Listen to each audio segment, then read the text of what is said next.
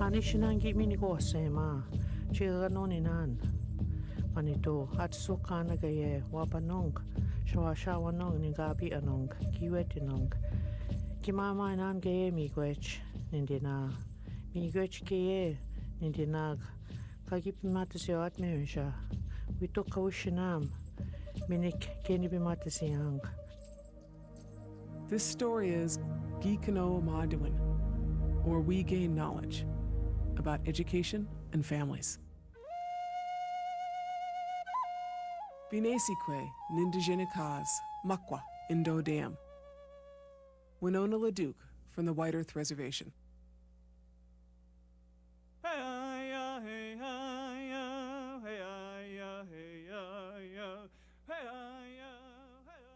To us in Anishinaabe, education is a continual process. It never ceased. There's education before birth and after death. Arbeting di bikak gi gushkozi wigwas gi bawajiged. Ogi awi wabaman Anishinaabein gego gagi kendamanid, ogi gagwejiman ewe o bawajigan. Wigwas ga eji dibajimud. Niwe noon inewe wajiwan gagi bawademan. Iwe ne tam wajio abenoji and sag ane ogida kiwe wi wu de wag. Iwite dash Nisaki oshki aya ag bawanawe owag. Iwite dash ogedaki gicha ayawag mashkawi ayawag. Apete eta gi gashki owa ogedaki. Minawa wete bejik ga oshki ni giwad ane akwandawe wag. Gi odamino wag minawa gi anoki wag. Ane nego ane akuzi wag minawa gi ni sabawe wag. Gaye gi nibowag. Apati eta gi ani dagushinog eni apichi gichi aya awi wad. Minawa aweti e kone sing wajir oshki gichi aya ag ani akwanda we wag. Gi ani andawen jige wag gaye gi go ke wag inini wag. Kwe wag gi gizaze kwe wag. Ananego gi gawit tu wag ane netago gi ane dagushinog gi ane gichi aya awad. Iwete dash e ko niwing wajir gichi Anishinaabe ane akwanda we wag. Ga gigi de wag o gagi kiwawa I ewe o odanang ga ayaned. Ane nego gi niba wag gi ji go gane nishinog. Iwete dash o gidake gi ishki ungonago ziwad. Midash ga ekedud gagi kenda asod, ki mi nagozamin ewe e jinagwak bemad ziwin.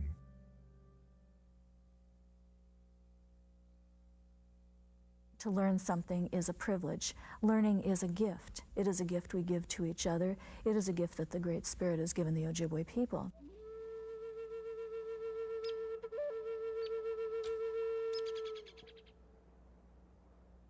When the youngsters are taken out into the forest, they learn the habits of the animals because they're going to be hunters. They have to think like those creatures.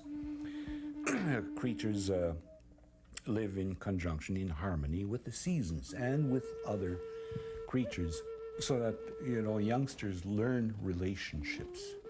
That is teaching. Relationships in a family begin when we are born into the clan of our father. Clan members are like brothers and sisters to each other. Being a clan member means having a specific role within the community. They're born into a clan and already they know what they're expected to do. The Bear clan was a leadership clan, and the Crane clan called people to council and were eloquent spokesmen for the people. And that the Water clans were all teaching clans, for example. So it meant that when you were born into a clan, you had a function and a purpose that was expected of you. And every time a child behaved in a certain manner that seemed to reflect the expected behavior of the clan, he was showered with praise and given all kinds of encouragement. So ultimately, you sort of found your path in society because of your clan affiliation. in that kind of a tribal society, family-oriented, clan-oriented, everyone had a job, okay? And they were taught to do their jobs at a very young age because survival depended on it, okay? So the survival of the group came before the survival of the individual. So everyone had to pull their own weight from very young children on.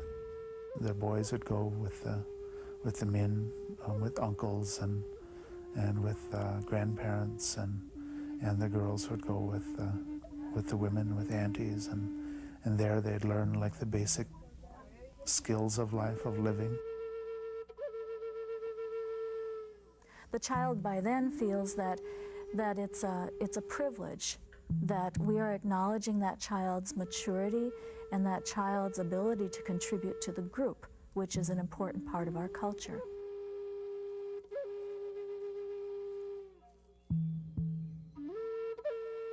And there's special teachers. We call them Kajewin and what they respected old people. People who have been trained in it and who have lived the principles that they try to teach the youngsters.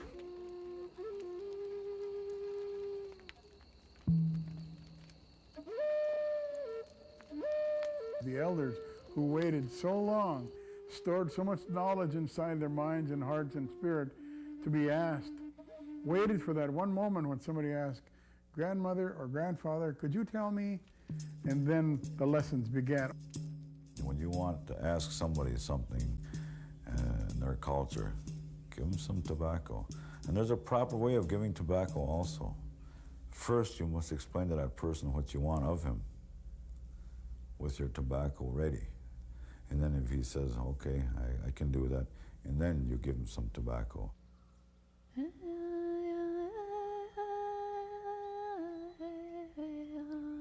Children were taught by the example of older people.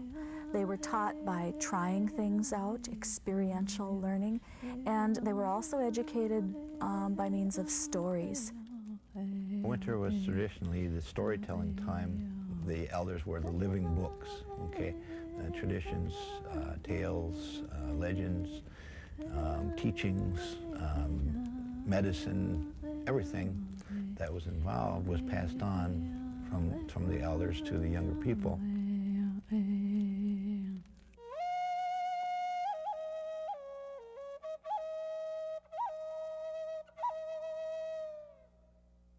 The arrival of Europeans in the Great Lakes region drew us into a growing trade relationship based on the trapping of furs.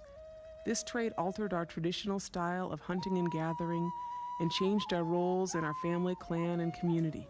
It also introduced European ways of thinking and believing.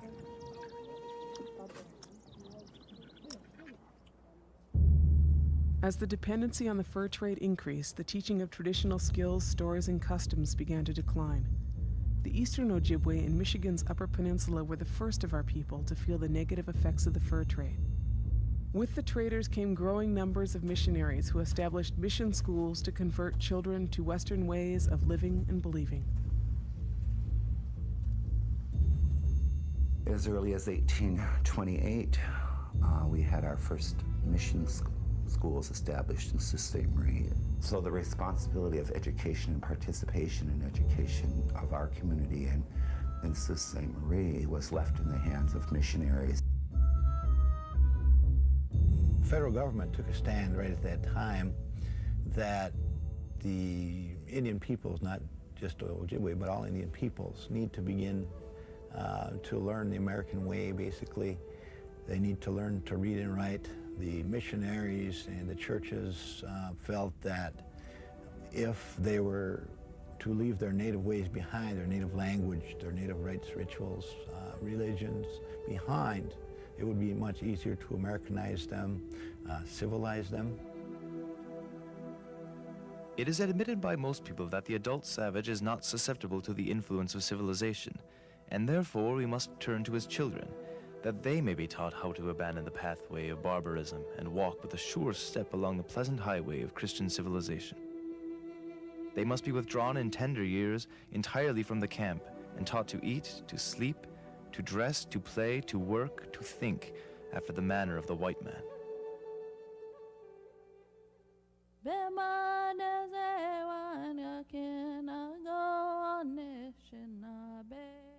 1891, Congress passed mandatory school attendance laws for Native Americans.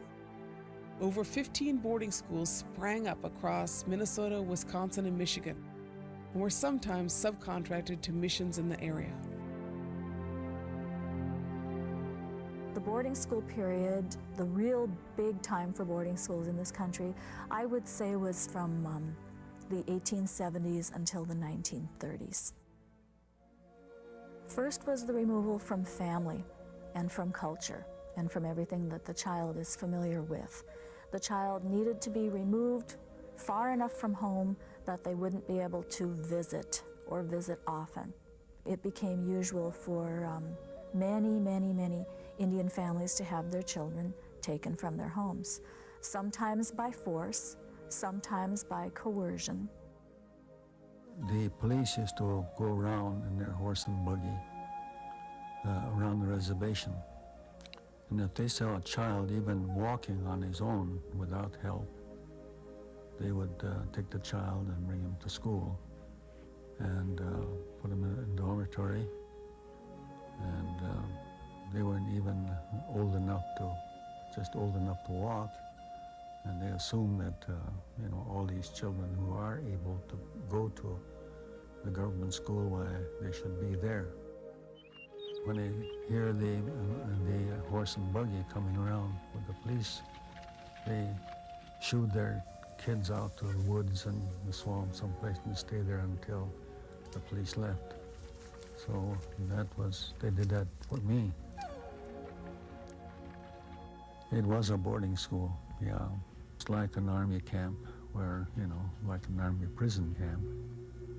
And it had fence all around it so we couldn't escape, but we found ways to escape many times. There was always an army disciplinarian. They had a demerit system. And when you got 3 demerits, that required a pretty good spanking with a slit hose or a board. Agency made a report that I was a belligerent individual. I ran off from school all the time. On one occasion, I ran across the field and jumped over the fence and went through the woods, went to the railroad track and walked to Idaho. Must have been about 80 miles. I went and stayed in a boxcar, and finally the police found out there was somebody, an Indian boy, sleeping in the boxcar, and they finally caught me. Then they'd come over and pick us up and put us in a little jail they had right beside the school, and fed us bread and water, maybe for a week or so. And I remember, going, and I didn't want to leave my mother. I mean, I was only 6 years old. It was lonely. If they saw you crying, what are you crying for? You should be glad you're here. So instead of answering back, instead of just doing what they said, you had to do that. Otherwise, they would beat you. I mean, literally beat you. I had to follow the rules.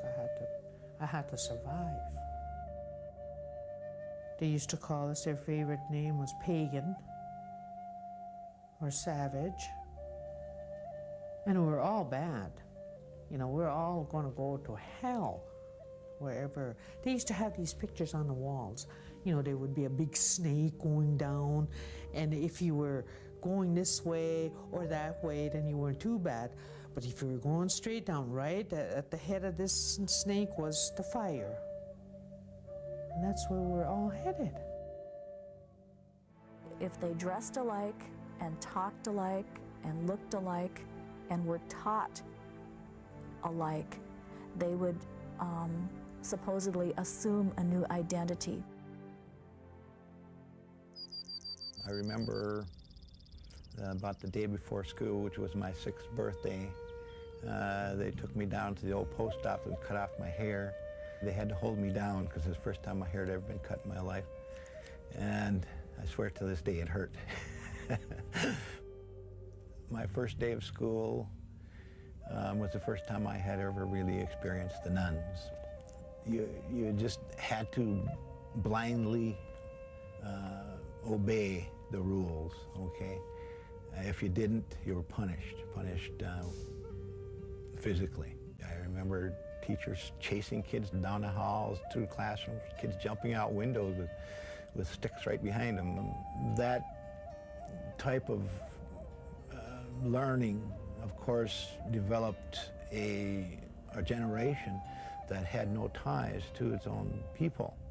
And the Americans really pushed hard to socialize, civilize Native peoples, that ripped them out of their communities, took away all their prior learning and made it not only something of the past, but something shameful. The shame base. Geez, you know, is it so bad to be Anishinaabe? Is it so that bad?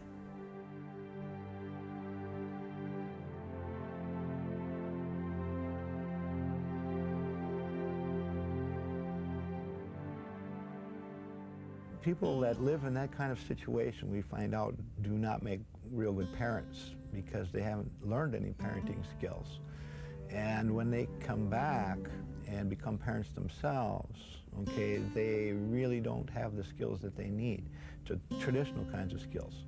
So they will end up, or they ended up, I guess, being dislocated, disjointed from traditional life, traditional family life.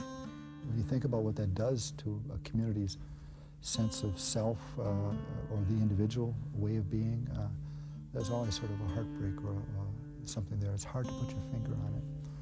I think it's spiritual in character. I just have a tremendous amount of respect for our grandparents and great-grandparents who lived through that time, because they left us enough of our Ojibwe culture and our tradition to pick up the pieces and to build from that.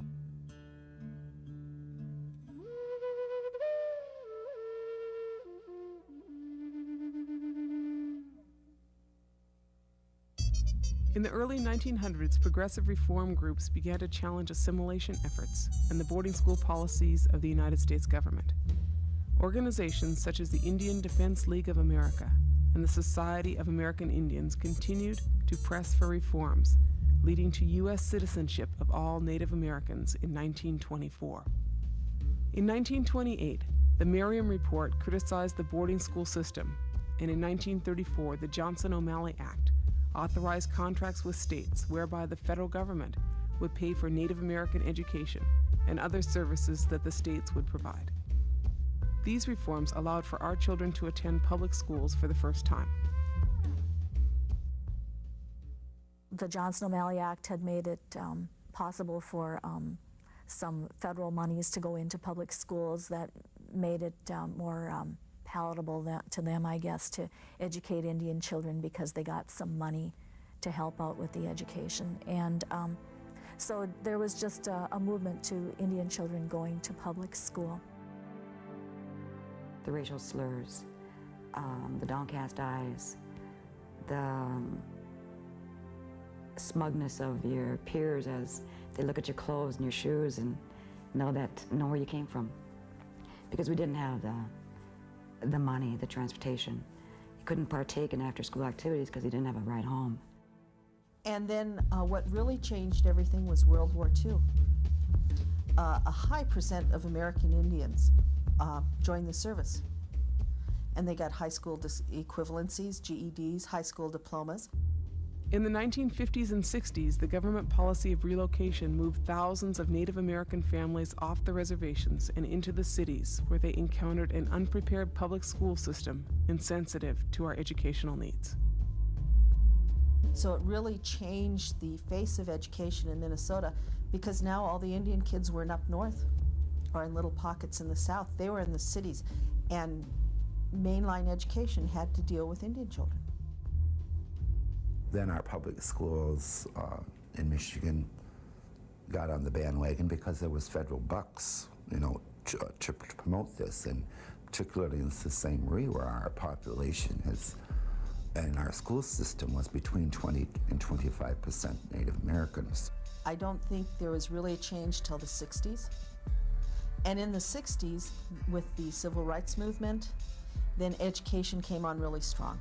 In the Kennedy-Mondale report, A National Tragedy, A National Challenge, that really was the impetus for what you see in Indian education today. We have concluded that our national policies for educating American Indians are a failure of major proportions.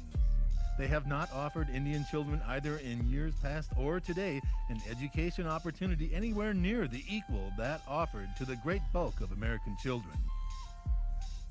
And that spurred the Indian Education Act of 1972, which brought about federal programs for Indian children in public schools. We really saw people become involved in Indian education.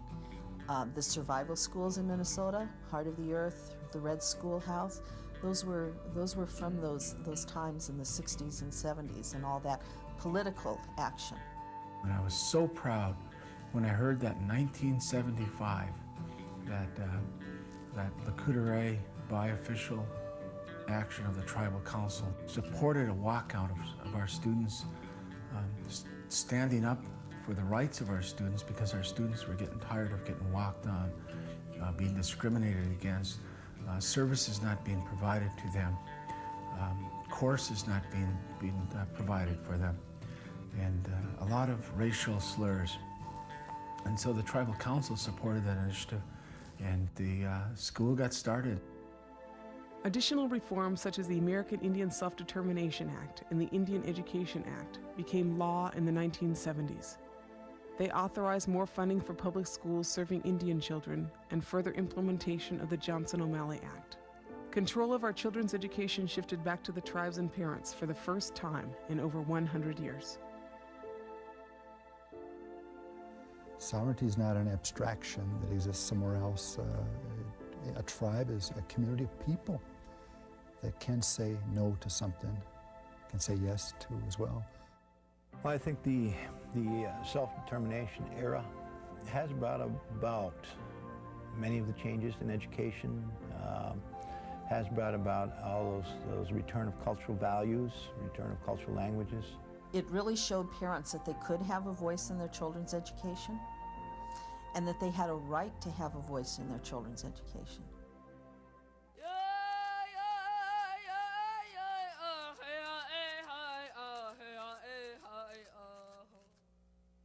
I would say that the Fond du Lac Head Start program is probably one of the most outstanding programs in Indian country today.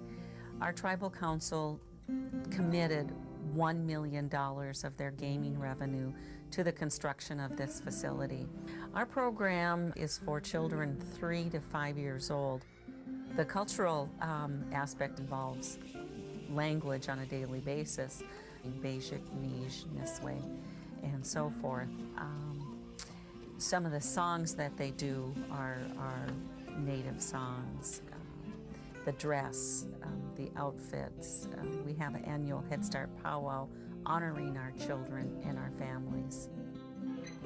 The foster grandparents provide an opportunity for extended family. Some of our families don't have relatives here, and that gives them a connection.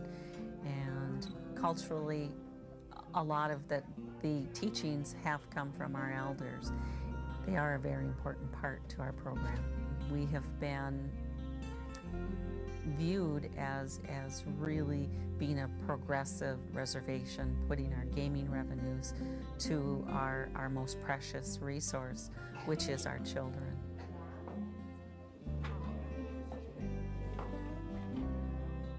All the things I teach the students here, of what I've learned over the years, the singing, dancing, the language, the harvesting of maple syrup in the spring. We have persons that do that. It's important that we teach our young people to learn their language. That's why the Fatherland Ojibwe school has this. After school, sometimes they'll say, "Gikinoo'amaadiwin, give me one." "I'll see you," they say to me. Yesterday they said miigwech to me. I really care about my students. I tell them that too. I pray for them every Monday morning. And then when I close the school, we have a closing prayer. We're a tribal school. We have 2 different buildings. We have a kindergarten to 4th grade in one building, a 5th through 12th grade in another building. We have a computerized curriculum in our school also that allows us to do individually structured lessons and actually individual learning plans with each one of our students. We have a very, very progressive language program. Anuj gego dishitshige min jimin wenda goziwat sago da Gikinoo'amaadiwin wodin wewiniwan. We nawago oshigaige wag na we nawago na dubi wag. Migumage we nawangi abenuchia gayawad weweni kinagego Gikinoo'abandamwad. Gikinoo'abiwad sago. We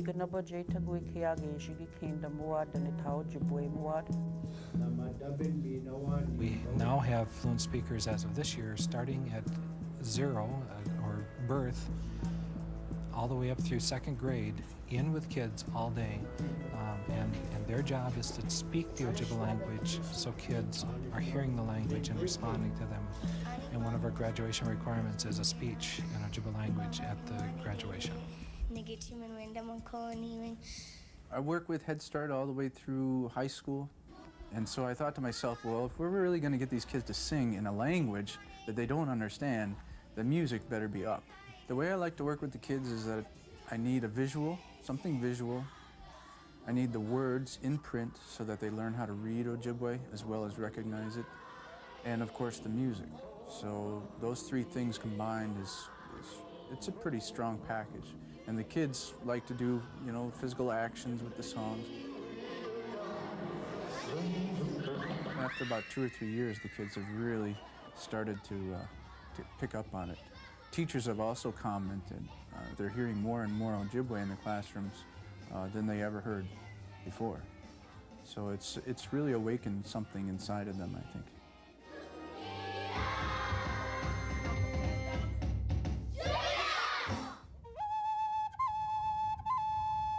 Through many hard years of work, the Sault Ste. Marie tribe in 1994 was finally able to establish their own tribal school. And it's a K-8 school called Waasa-Inaabidaa School. It's a high-tech school. We also are right on the border with the Jay Treaty. We have hundreds and hundreds of Canadian Indians, primarily Ojibwe and Adawa. Both of our tribes have been very successful in the gaming industry, so they have the wherewithal to lend a lot of tribal support, financial and otherwise, facilities to their schools, so it's really augmented and strengthened their programs. –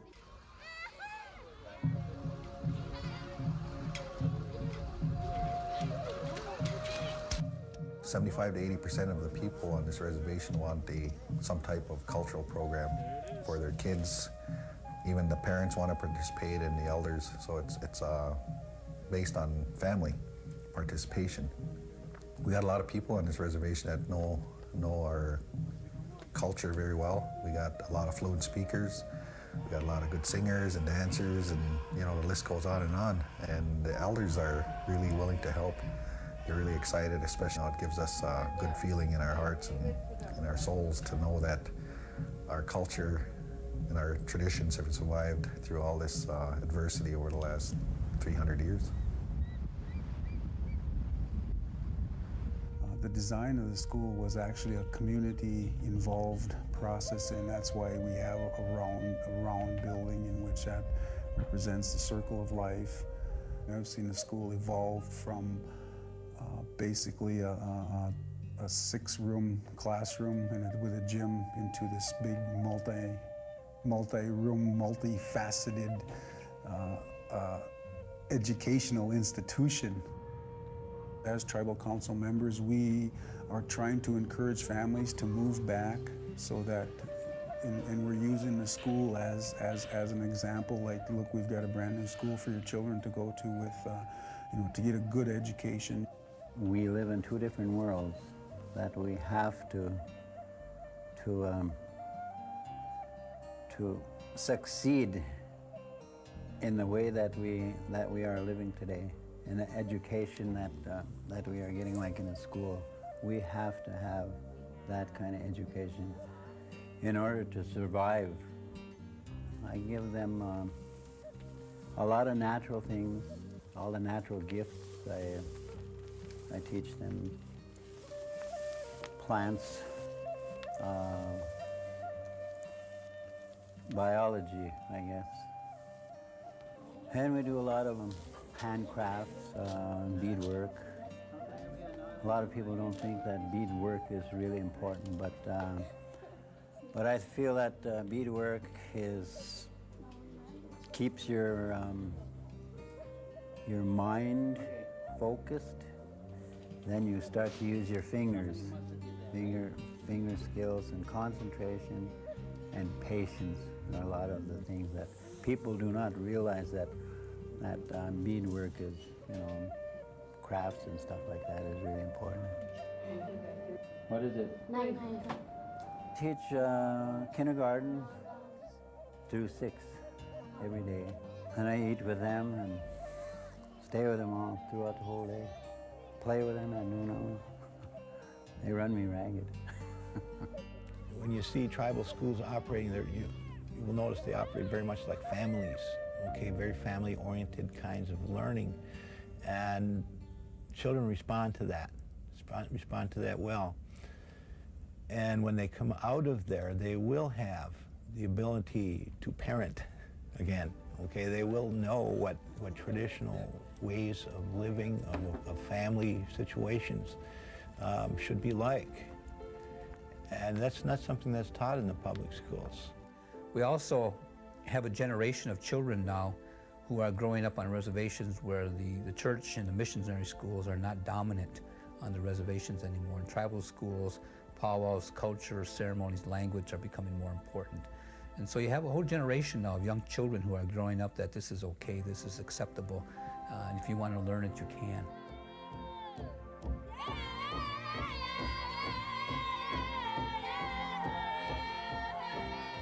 So what we have today are, we have all kinds of choices. My own kids have gone to both tribal schools and public schools, and depending upon the circumstances and depending upon the communities that we lived in. So it's a real exciting time, and our people have a lot to be proud of. Most of our older people never dreamed that this Renaissance, the cultural and linguistic and spiritual, and of course coupled with the economic boom, would ever happen.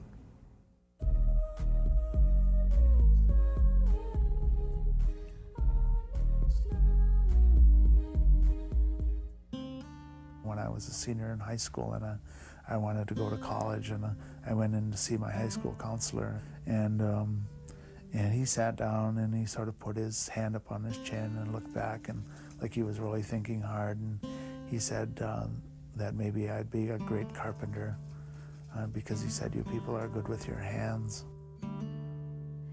The counselors had it all arranged that I would go to secretarial school. I didn't want to be a secretary, even though that's what they thought I should be. I didn't. So I didn't go to school. In those days, there wasn't too much emphasis placed on Indians to go to college. The Bureau of Indian Affairs was gearing our people up for vocational education, relocation, leaving the reservation. We were losing a lot of students that drop out of the high school because they couldn't get along in the public schools. In 1982, again, the Tribal Council, through through an educational task force, chartered the Lakota Ojibwe College, which you see here today.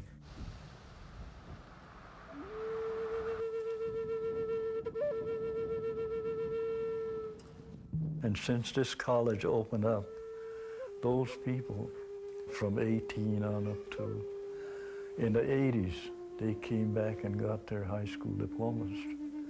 And then they can go on into college and learn something better. For the first time, the students can say, you know, this is a real college. This is ours. And the faculty and staff felt good that, hey, you know, this isn't temporary. We're not going anywhere. We're here to stay.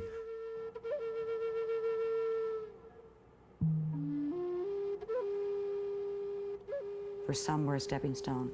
For some, they get their degree and they go on in their careers, which is fine. Whatever they choose, whatever their path is. But I like it because it's close to home. It's close to their support systems. And I think the college too enhances the fact of extended family. That is how we lived. That's what I like about community college settings, is it's small, and we are able to provide more of the one-to-one services that universities can't. We're able to meet them in the hall and say, how you doing, you know, and know what's going on in their lives. And I get to say, I haven't seen you for a while. You know, you sort of talk to them and they'll say, oh, I'm having trouble with my car, having trouble with my babysitter. Then you help them out. Then you sort of like intervention. Instead of waiting until semester's end when they have Fs, you know, you're intervening before it becomes that problem. And they know that when we meet them in the hall and say, how you doing, they know we're asking out of concern, because we are concerned with our students, that they do succeed. We're here to help them. We're here to assist them. And that feels great when they do.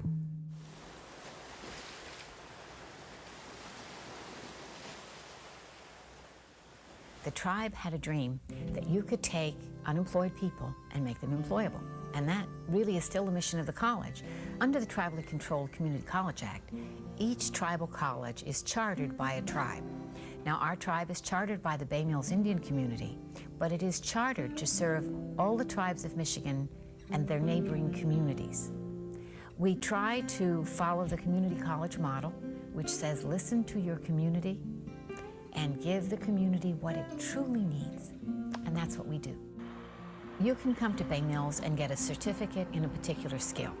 We have done everything from commercial driver's license training for heavy equipment operators to baccarat training for dealers in a casino.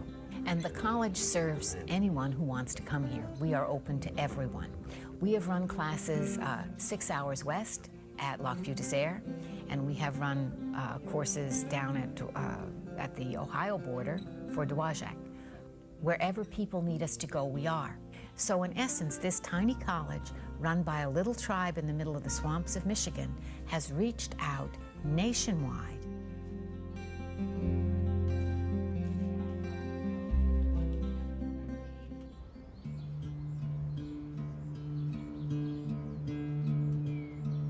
We've really had a wonderful and strong relationship with the Ojibwe school and the elementary school.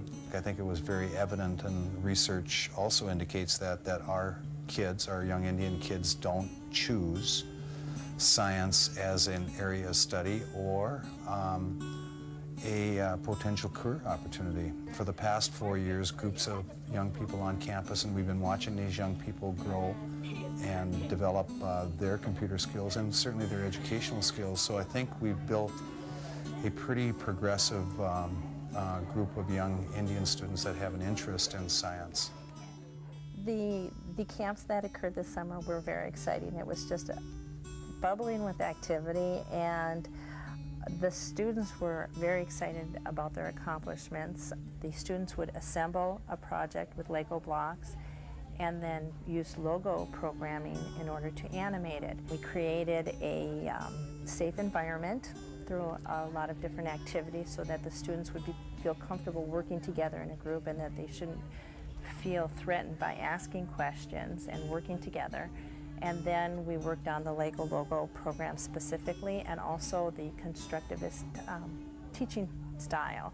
in which the teacher will elicit a response from the student just by asking questions and get the student thinking on the answer themselves versus just giving the student the answer to begin with.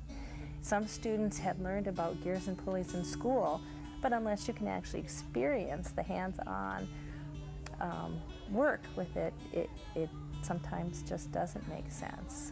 The students left with a positive feeling as far as that they could succeed if they chose to go into computer science or engineering, or perhaps some of them will return here and enroll in the computer science program, because now they know how they can apply their programs. And I just think that we need to continue to invest in programs like this. This is a national model, there's no question about that. There is no other college, Indian college in this country, that has a program like Fond du Lac has. We need to develop scientific laboratories and contribute not only to our community, but to the world through education, you know, in Cloquet, Minnesota. My duty now has to be to find opportunities and ways to keep our youngest and brightest here at Fond du Lac to be the leaders of tomorrow. The potential of what those institutions can do and what they have done are amazing, and need to be a part of sort of Indian community life. Sort of a new part.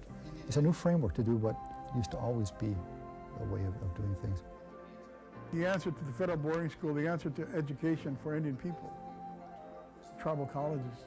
You don't have to leave home to get a good education. You don't have to leave home to understand your creation. You don't have to leave home to understand how to talk your language, how to speak your language. You don't have to leave home to get a good education in computer science or be an environmentalist. You can stay right here and get a good education.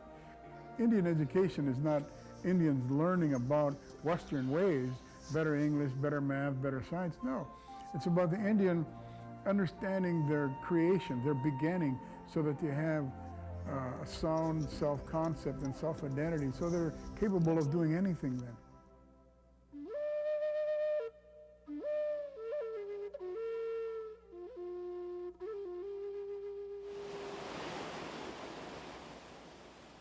It's like salmon going upstream.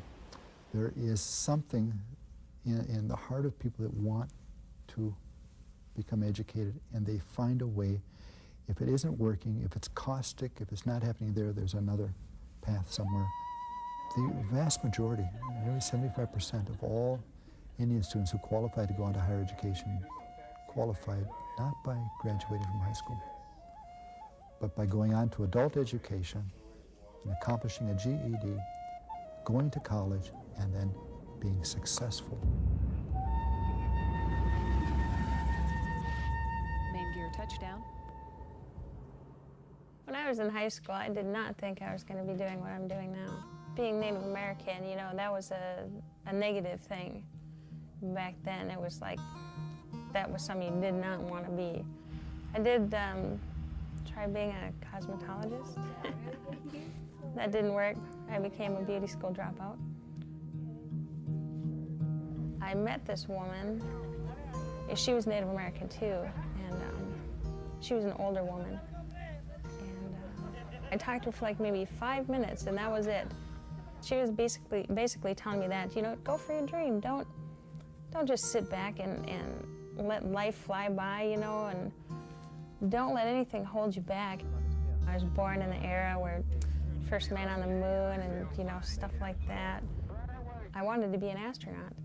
And within that week, I had called school, called the University of Minnesota, and aerospace engineering is the best thing for you to do to accomplish that. And I said, okay, that's what I'm gonna do. I'd been out of school for almost 10 years, out of high school. So I forgot everything. I forgot everything. It's hard, you know, going to school full time, raising a daughter by myself. I immediately connected with the American Indian Learning Resource Center, and there was a woman there, a counselor, and she had a friend who worked for NASA, and NASA called my phone. You know, this is NASA on my answering machine, you know. I was like, oh my gosh. You know, I was like dancing all over the room, and It was just so awesome. And that's how that all started. It's the cooperative education program between NASA and the University of Minnesota. Yes, sir. Rangers go for launch. The range is clear. The first launch I saw, I had all these feelings running through me, excitement, fear, because, what if something happens? And I ended up crying on the way home. Houston now controlling. My first time I went to the crew module, we went up to the flight deck and got to sit in the pilot seat, had my foot on the pedal. And that day when we were at the pad, the crew for that mission came out there. So I got to see them, and that was like the first time I got to see astronauts up close. And there was a Russian guy there. At the time I didn't know Russian, so I was like, oh man, what a bummer. But I'm learning Russian now, so that'll never happen again. I can say, hey, how's it going? Everything excites me, even going up, thinking of going up, knowing that I'm gonna go up someday. It'll happen. I'm gonna make sure it happens. Whatever I need to do, it's gonna happen. I'm gonna go up. I don't remember if there was anything in particular that made me say, hey, I'm proud to be Native American. Why do I need to feel like this? I don't know if there was anything that made me do it. I just know that now I am proud. My whole life is my dream. I'm living my dream right now. Your dream doesn't have to be big. It just, whatever you want to do, whatever it is you want to do, just do it. On board is the space momentum.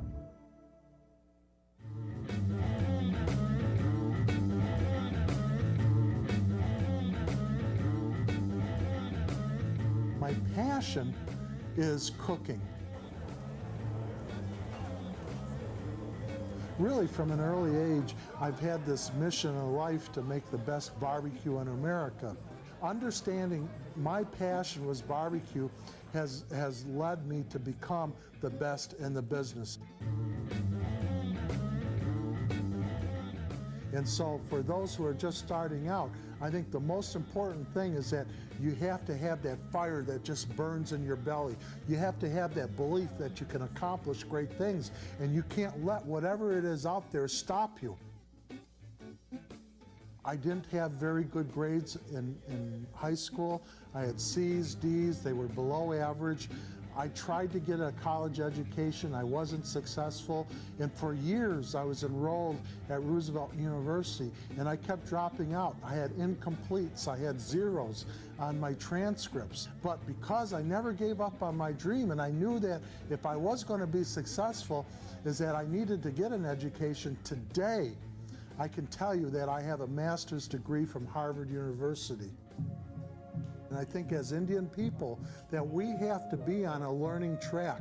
We have to be engaged in lifelong learning if we're going to be successful, because we are already starting out behind the 8 ball, so to speak, and so we have to work harder than everybody else. We have to study harder than everybody else. I believe that my sole purpose in life is to make a difference in my community, and earlier this year I gave to create the Mino Gijik Fund, where our goal is to be able to help other people. And so far this year alone, we have put 7 people through alcohol and drug abuse treatment. We helped create a computer lab for the Lakudere Boys and Girls Club. We helped build a roof over a school for disadvantaged children. A lot of things have happened because I realize that now my purpose in life is to make a difference.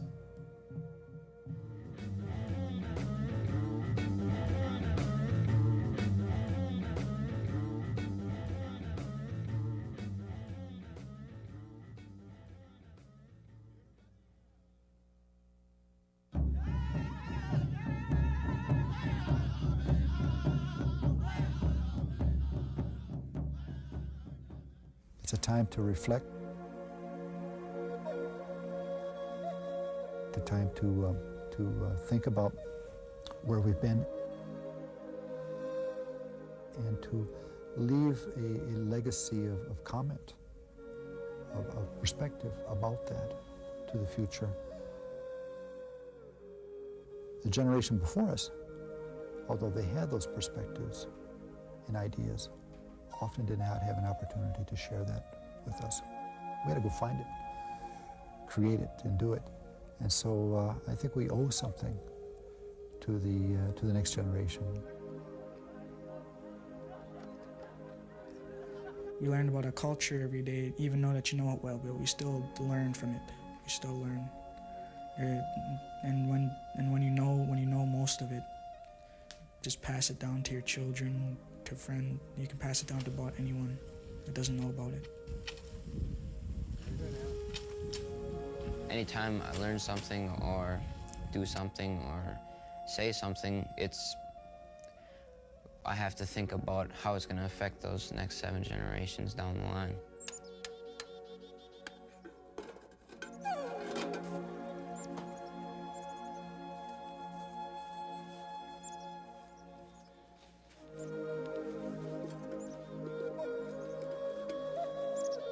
I hope our kids in the future learn more about our culture, traditions, our language, and our treaty rights.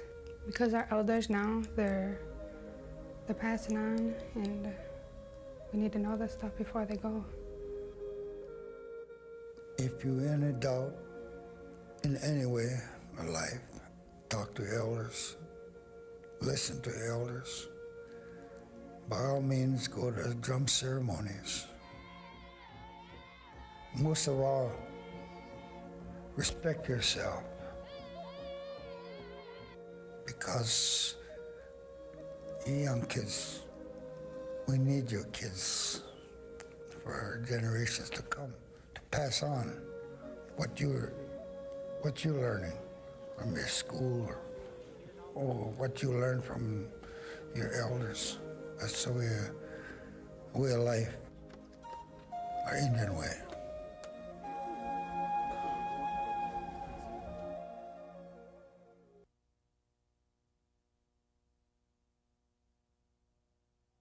Waasa-Inaabidaa Gikinoo'amaadiwin. We do kawa Waasa-Inaabidaa Midashkaye geta Ojibwe moa Waasa-Inaabidaa Gikinoo'amaadiwin. We do kawa Waasa-Inaabidaa Midashkaye geta Ojibwe moa Waasa-Inaabidaa Gikinoo'amaadiwin. We do kawa Waasa-Inaabidaa Midashkaye geta Ojibwe moa